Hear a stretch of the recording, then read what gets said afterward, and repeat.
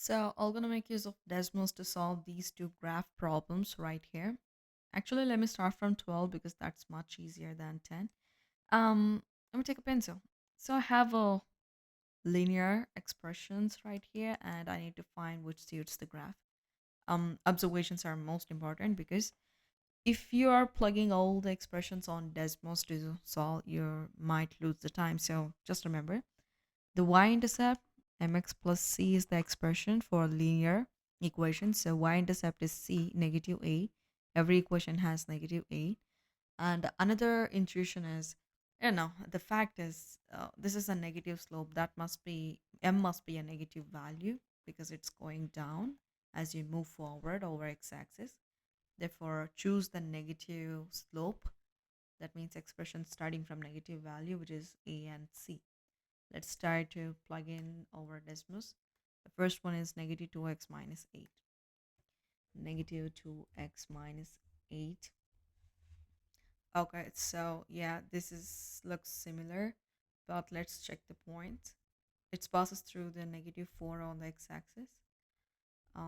But here we have something that passes through the negative 8, so not the first one. The option C, negative x minus 8.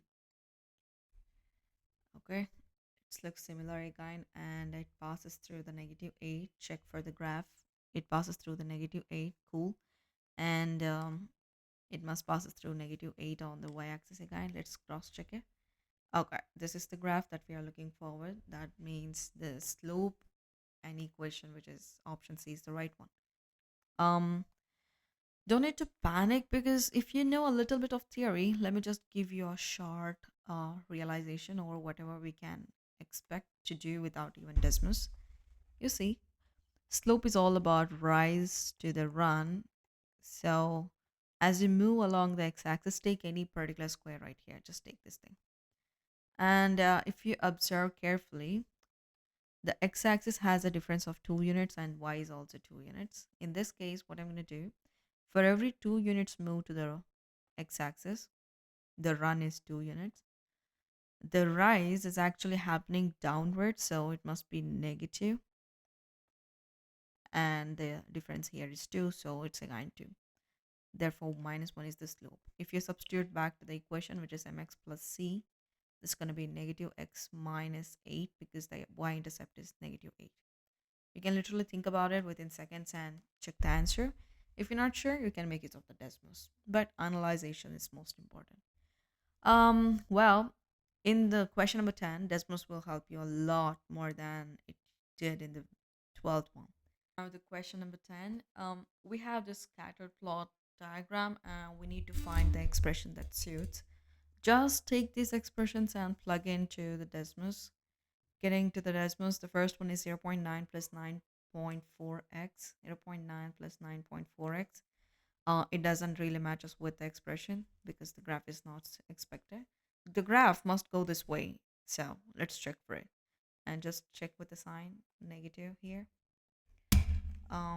Again, no, it's not passing through the positive, so positive quadrant. Next one, 9.4 plus 0.9x, 9.4 plus plus 0.9x. Oh, it's completely the opposite graph, and you're left with the last one, which is 9.4 minus 0.9x. Um, yeah, expected. Okay, the last one, just cross check the 1 point. Actually, you don't really need to because this matches with the graph that we see here. Point 1.1, this point, let's take this one as 1.129. Let's give it a try. So for the 1, the intersecting is almost near to 9. So yeah, the D is the right answer.